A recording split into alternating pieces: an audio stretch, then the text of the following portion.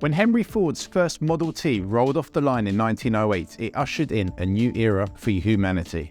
Over a century later, the Ford Motor Company, a stock that we rate at 6 out of 10, has withstood 2 world wars, the Great Depression, multiple recessions, and the pandemic.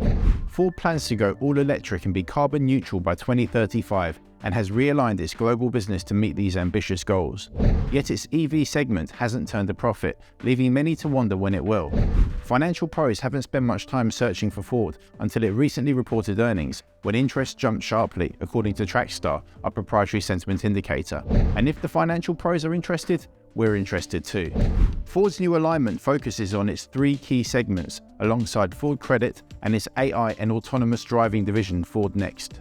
In its latest quarterly report, Ford forecasts flat year-over-year sales with a third less free cash flow as it spends heavily on its transformation.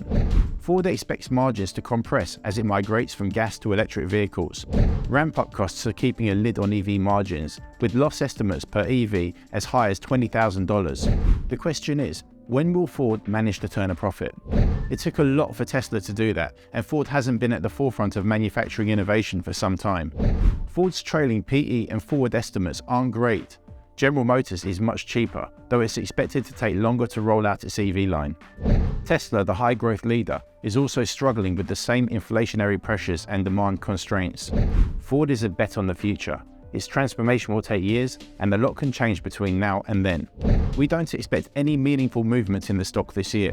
However, the stock looks cheap, around $10, and if you're looking to take a position, that's a decent spot. Otherwise, we'd wait for more clarity.